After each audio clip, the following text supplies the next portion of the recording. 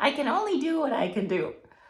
That is what I just said out loud when I was freaking out about all the tasks on my list, all the piles of papers. And I said it out loud to myself, I can only do what I can do.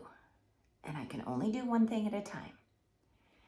Notifications coming in on my phone, and appointment for this, and call from Doug, and distraction, and piles, and bills, and so I thought, I also needed to wanted to get a video for you all.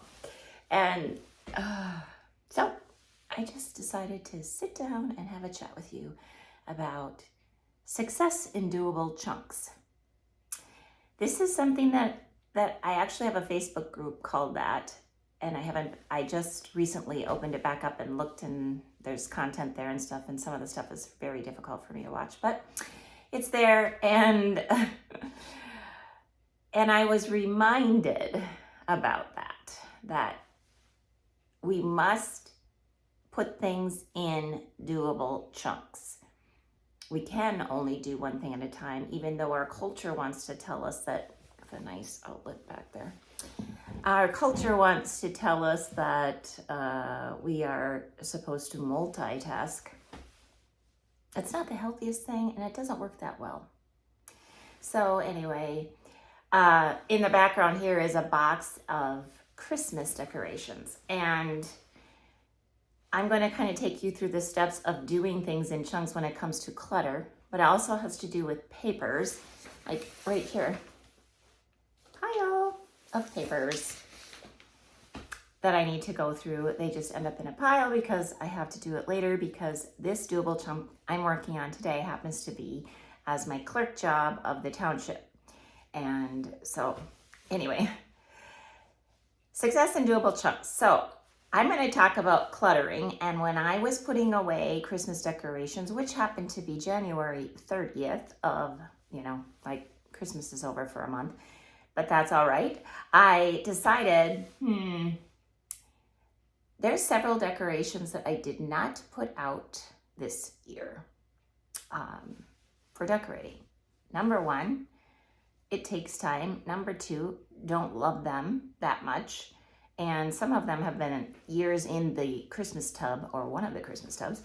And I just thought, okay, I am going to go ahead and, while I'm putting them away, just make a decision. And so I put a box of donation things together. So that's what I want to talk about, is how do you get to this process of, okay, let's just take a drawer, for instance. I have a drawer right here. And it's from Doug's grandpa's old desk. Isn't it cute? So, that's a quick tip. I keep items from grandparents, from family, from people that have given me, or let's just stick with family, heirlooms and things, only if they're usable. This desk I use. I've got stationery and tablets and all kinds of things in here. For my eyesight. Anyway, take out a drawer. This is the first step, is you need to, let's just say we're going to set the timer for 15 minutes, and let's declutter one drawer. What you need to do is dump out everything. Get it out of the drawer. Everything needs to come out. Let's say you're just going to do your sock drawer, or you're going to do the junk drawer, or you're going to go through the pile of papers. You need to get them all in one area, and you need to touch every item and go through them.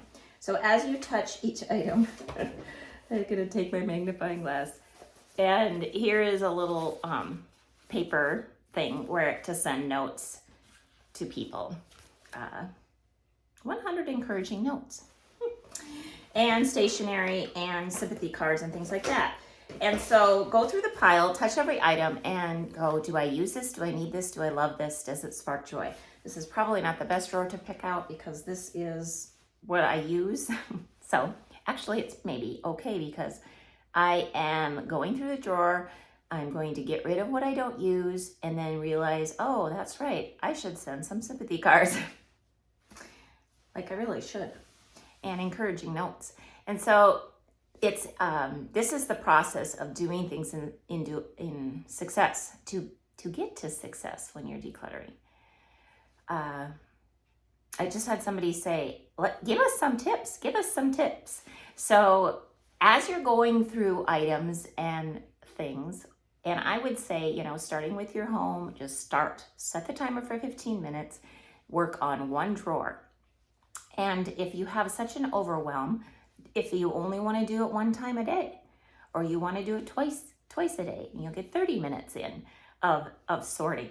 But take it in where you're going to have progress and you're not going to get stopped up by the overwhelm of it. Start from the right. Wait, that's the left. The left, and move to the right and get what you can get done. I use this in my kitchen all the time when I just go, oh my gosh, cooking, dishes, all the things. And I just move from left to right. And it's amazing what you can get done in that amount of time. So that is my encouragement. Okay. But before you start the sorting, make sure you have all of the tools you need, such as black plastic bags. Why would I say black plastic bags? Because you need to have, you will be sorting out your piles. You will be having a, donate pile. You will have a garbage pile, and then the keep pile. Donate or sell. And once you make the decision of donating, selling, getting rid of, you do not want to be able to see that item again.